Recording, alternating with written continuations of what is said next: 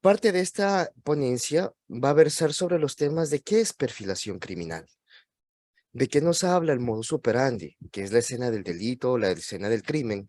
Con ello, la forma en la que opera el victimario, que es su perfil geográfico, la firma, la victimología en especial, para saber qué tipo de personas son más propensas a sufrir determinados tipos de delitos que otras, y con ello empezamos. Ahora bien, la perfilación criminal es un proceso de análisis en el cual se requiere una gran cantidad de conocimientos en áreas de psicología, sociología, criminología, criminalística y estadística. Con esto, para poder estandarizar cierto tipo de comportamientos típicos, porque para conocer eh, el carácter o la forma en la que se va a desarrollar una persona, basta con hacer un esquema o un listado de sus actividades o comportamientos rutinarios.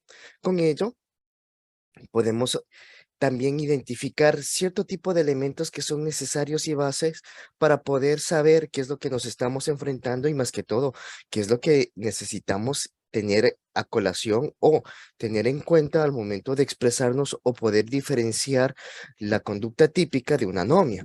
Ahora bien, ¿qué es la delincuencia?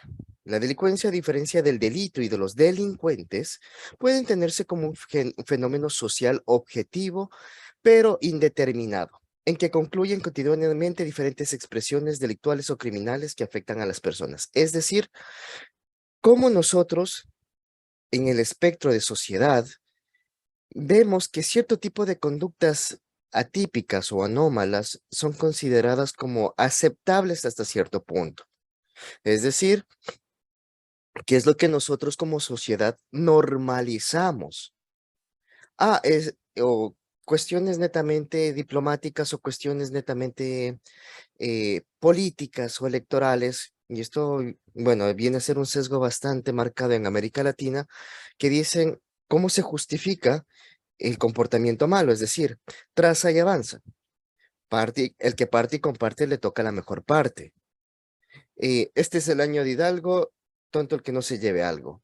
¿Qué son estos tipos de argot populi o silogismos que podemos encontrar, que inclusive lo podemos ver en cualquier tipo de estrato social, que nos da una diferenciación de que se puede hacer cierto tipo de cosas siempre y cuando no te observen, no te cachen o no te llamen la atención como tal, o que no sea tan representativo que pueda llamar la atención de un fenómeno social o que pueda generar cierto tipo de rechazo.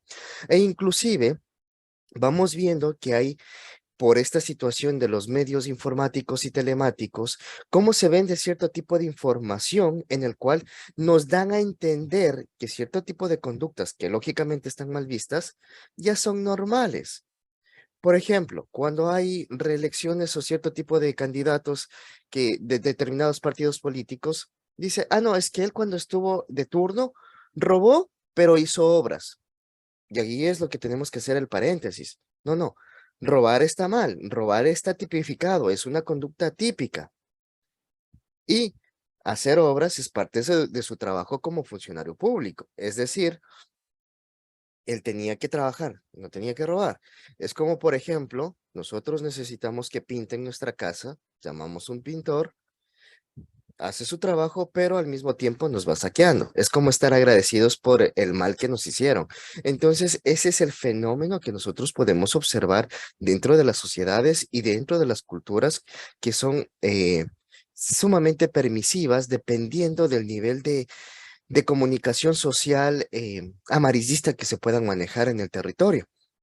Ahora, ¿qué es lo que nosotros podemos observar en pantalla? Y es una de las cosas que voy a hacer bastante énfasis, ya que muchas de las veces como personas naturales o personas normales o particulares, valga la redundancia, decimos, no, yo no he robado, no he matado, no he hecho ningún tipo de delito. Y simple y llanamente paso desapercibido, no estoy dentro de los estamentos o las observaciones policíacas de investigación. Pero, sin embargo, utilizamos eh, apps, las aplicaciones de telefonía, redes sociales o cierto tipo de plataformas que ya las vamos a describir en adelante, pero ¿Qué es lo que nosotros hacemos de forma inocente o inconsciente? Nos estamos adaptando a una sociedad, a un medio común masivo de distribución y de consumo, en el que si nosotros no nos presentamos, no nos publicitamos, no vendemos la mejor versión de nosotros, no existimos en redes sociales y por ende no somos aceptados y no somos reconocidos por nuestros semejantes, entre comillas. Entonces, consciente o inconscientemente, esto lo hacemos en todos los estratos sociales y en todos los estratos académicos y en todos los estratos económicos. ¿Para qué? Para ser identificados, para ser individualizados y para ser categorizados. Y claro, que esto va muy punto y aparte de la forma o del objetivo principal que nosotros tengamos para hacer este tipo de situaciones. Si hablamos en el espectro académico, entonces ponemos los títulos de formación y profesionalización, llámese ingeniero, licenciado, abogado y posterior la especialidad académica, magíster, PhD, etcétera, cuando nosotros presentamos o firmamos un documento. Pero cuando nos presentamos en un medio social o utilizamos una etiqueta social o una máscara social, pues yo soy X persona, me gustan los días lluviosos, etcétera, etcétera, etcétera. La forma en la que nosotros buscamos nuestros similares o un símil para poder compaginar y venir la parte de interacción, de intercambiar información o socializar. Ahora, con esto nosotros quiero que yo verifique qué tipo de información en determinadas plataformas son muy inocentes, que a la final pueden ser muy perjudiciales, perdón, al momento de que nosotros empecemos a desarrollarnos socialmente o cuando existe posterior a esto un claro conflicto de intereses. Entre ellos, por ejemplo, tenemos a dos claros ejemplos constantes. Lógicamente se pixeló la parte de la información sensible para que no les contacten posterior, ni mucho menos incurrir en violación de la intimidad, pero estos son casos reales en los cuales se tiene que trabajar y por fines de estudio, fines académicos, se los trae acá para que se pueda observar. Entre ellos vemos que en esta aplicación es la misma aplicación, es en diferentes perfiles, pero vemos que una dice Elena 22, me imagino 22 años, dice que es abogada, que estudió en la Universidad Católica de tal, mujer, vive en tal parte y está a 6 kilómetros de distancia. Aquí dice sobre mí, da su perfil de Instagram y un pequeño contexto de qué es lo que busca, qué es lo que hace en esa aplicación. Ahora, diferencia de Ali, 20 años, a menos de 1 kilómetro de distancia, qué es lo que dice o narra sobre sí mismo, y más que todo las fotografías, lógico, eso es lo importante porque es lo que vende. Borré mi anterior cuenta porque ya me hartaban. Sígueme en Instagram, pero si hacemos match y nunca respondo, jaja, su número de contacto. Entonces, actitudes inocentes, actitudes inocentes o negligentes que pueden con ello traer sí, varios problemas a futuri. Ahora, ¿qué es lo que podemos observar en pantalla? Esto, más que todo, voy a hacer énfasis porque la mayoría de los delitos o ciberdelitos o víctimas de este tipo de delitos se concentran en este tipo de mercado, en el cual, consciente o inconscientemente, con negligencia o no, participamos de forma activa o de alguna forma indirecta. Entonces podemos observar que al momento de que descargamos estas aplicaciones, empezamos a llenar los formularios y empezamos a dar nuestra información como tal, siempre se van a llenar algún tipo de información o contenido que pueda llamar la atención. Entonces, aquí no se discrimina edades ni mucho menos géneros o sexualidades, pero todos, hombres y mujeres por igual, nos exponemos. O sea, no hay una tendencia a que los hombres son más sexuales o que son más aventados, no. Hombres y mujeres, por estos medios que, entre comillas, los tenemos de forma segura para nosotros, porque muchas de las veces es por explorar, por inquietud, por curiosidad o porque la amiga de un amigo me contó, nos vemos este tipo de situaciones. E inclusive vemos plataformas que son de pago o de monetización, de las cuales ya sabemos las comunes que son YouTube, Facebook, Instagram, entre otras, pero también tenemos las que son un poquito más explícitas, como es las de OnlyFans. Y con ello, ¿qué es lo que nosotros podemos verificar? Tenemos una imagen a su costado izquierdo de Twitter, me parece, y a la derecha ay, se me fue el nombre, de, de igual, de una de estas aplicaciones de citas. Entre ellas, por ejemplo, también Twitter, que es de monetización, que inclusive puedes subir y vender contenidos, vemos qué es lo que dice y cómo es lo que se vende y qué es lo que presenta, ¿no?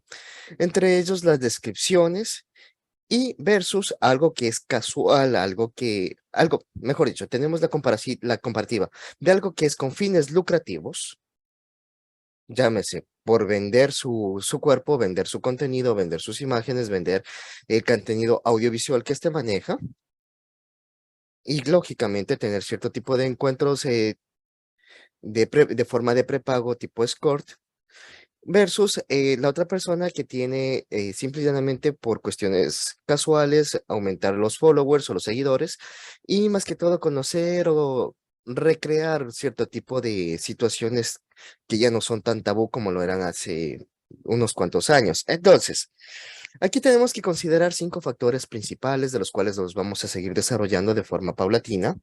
Entre ellos tenemos la víctima, que es el sujeto pasivo de la agresión, quien recibe la agresión o quien sufre el daño directamente, llámese emocional, físico, patrimonial. El victimario tenemos en segunda instancia, que es el objeto activo de la agresión, o sea, quien realiza el daño, quien hace la persecución, quien causa la vulneración del derecho a la tercera persona. Y aquí estos 3 términos son importantes porque intervienen la situación. ¿En qué situación se encontraban estos 2 elementos o estos 2 agentes para que se diera la consumación del delito como tal o para que se diera el daño al derecho vulnerado al derecho vulnerado o inclusive si fue o no fue programado, si fue o no fue con predisposición, alevosía, ventaja o si simple y llanamente fue algo de oportunidad, algo que se dio en ese momento esporádico, perdón, y simple y llanamente fue consecuencia de una realización de actos que lo hicimos de forma cotidiana, pero que no fuimos conscientes de que estábamos exponiéndonos en ese instante. Ahora, podemos verificar los factores micro y macro sociales. ¿Qué vienen a ser estos? Vienen a ser las situaciones netamente de cómo se controla un individuo dentro de la sociedad. Llámese, ¿cuál es la diferenciación de una persona que comete delitos de otra que no lo hace? De otra que lógicamente puede cometer errores, es la tipología de la acción o de la conducta típica, es decir, lo que es considerado como delito ya por la sociedad.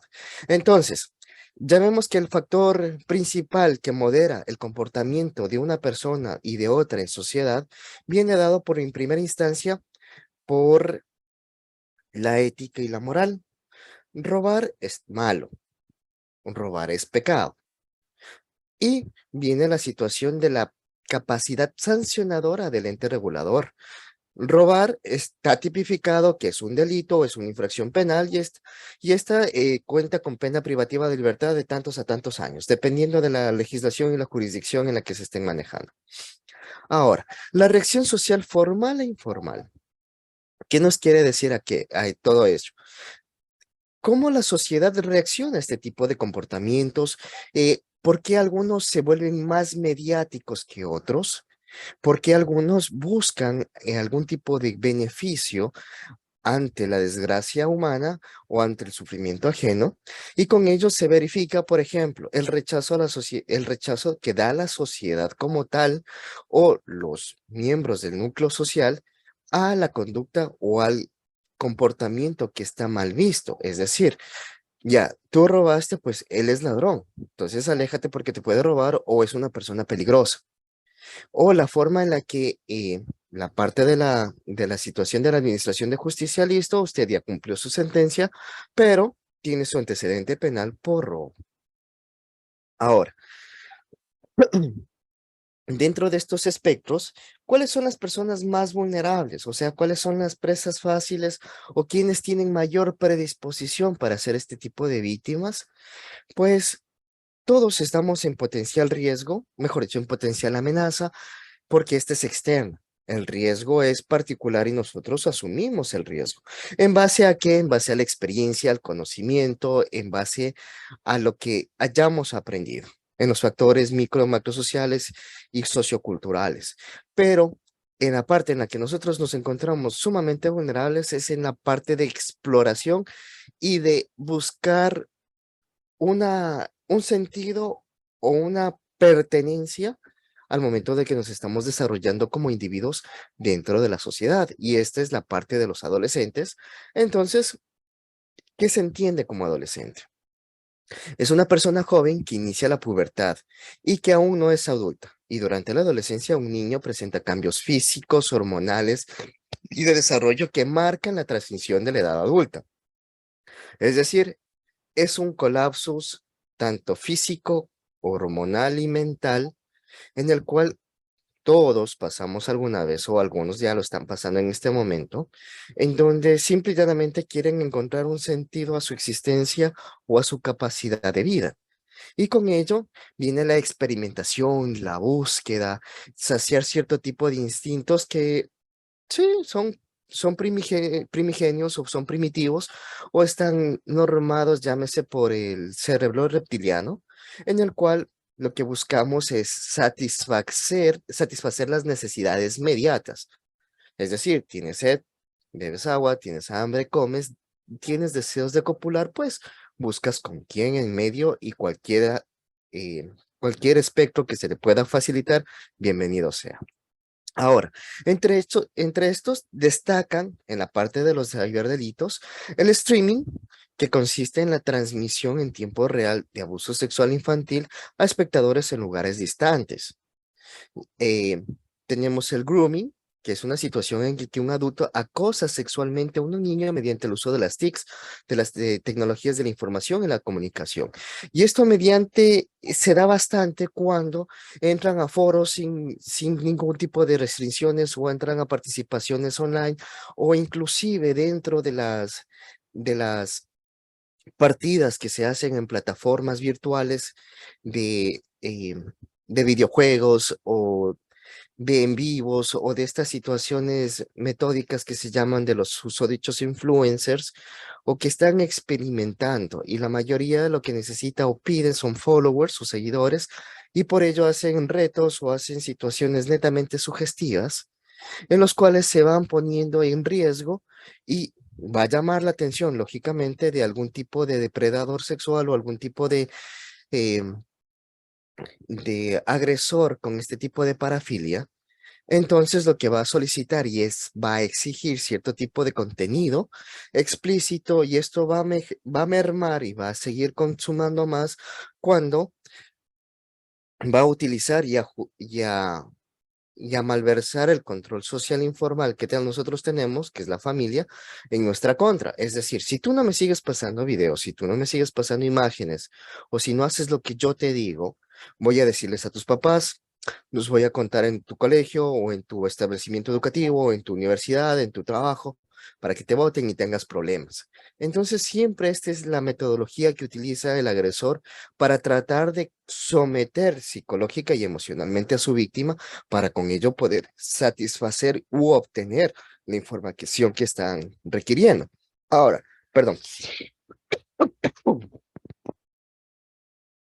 con ello también tenemos otro tipo de elementos que son multicasuales y también se dan e inclusive todos en alguna vez hemos participado de forma consciente o inconsciente al momento de que ya eh, empezamos a tener mayor uso y actividad de los dispositivos de comunicación móvil, en este caso, lo que es sexting, que es una tendencia entre adolescentes que parte desde la adolescencia y esto va a seguir hasta que acabe su vida sexual activa, en los cuales Consta de enviar fotografías con poca ropa o sin ella, para lo cual se puedan acelerar los primeros encuentros sexuales entre niños, niñas y adolescentes o entre las personas que ya tienen cierto tipo de, llamémosle parafilia o gusto de tener encuentros casuales, esporádicos y una sola vez con personas extrañas y desconocidas.